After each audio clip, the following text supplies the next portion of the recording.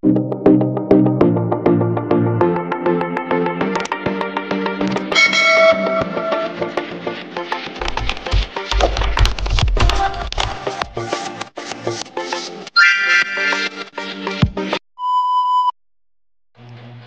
mo ito sa iyong palad at habang buhay kanyang iibigin.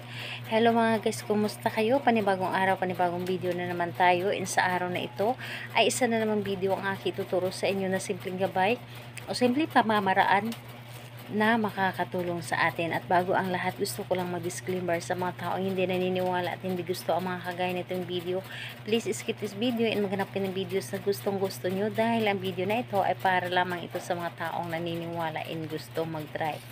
Sa lahat po ng mga nagko-comment dito sa aking video, dito sa loob ng aking channel, mag-ingat sa lahat ng mga nagre-reply sa inyo na dinadala kayo sa kanilang WhatsApp Nemo app upang makaiwas po tayo sa scam.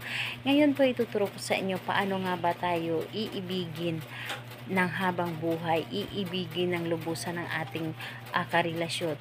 Lahat naman tayo ay gusto natin na tayo lamang ang iniibig at hindi ito magluloko at tayo lamang ang priority niya. So dito po ituturo ko sa inyo ang simpleng pamamaraan paano tayo lubusan na iibigin ng ating minamahal na panghabang buhay.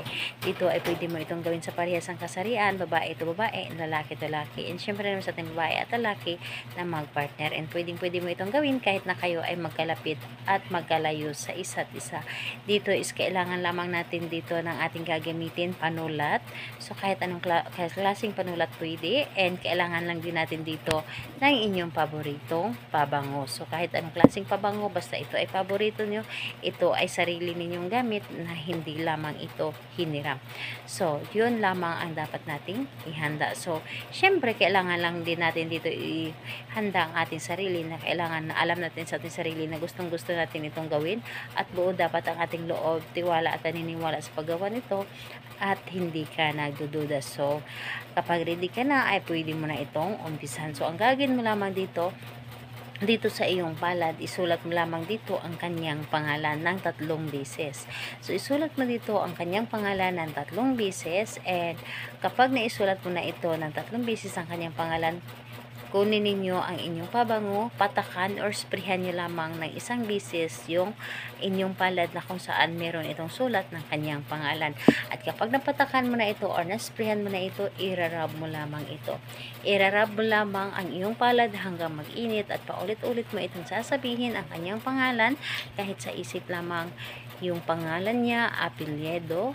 Habang buhay mo akong iibigin, wala kang ibang mamahalin kundi ako lamang. Ako lamang ang buhay mo, ako lamang ang kaligayahan mo. Hindi ka magiging masaya kung hindi mo ako makikita o hindi mo ako makakasama. Wala kang ibang hangarin na kasama kundi ako lamang. So pwede mo sabihin lahat-lahat. So ayun po, kailangan na nanggagaling mismo sa inyong puso ang inyong mga sinasabi, at positive lamang ito lahat.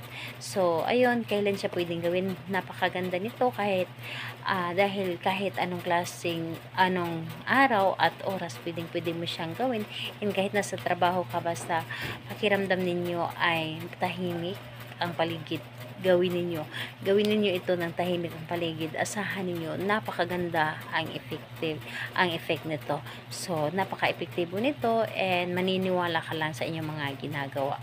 So ayun, salamat po sa inyo. Bye bye everyone. God bless us all.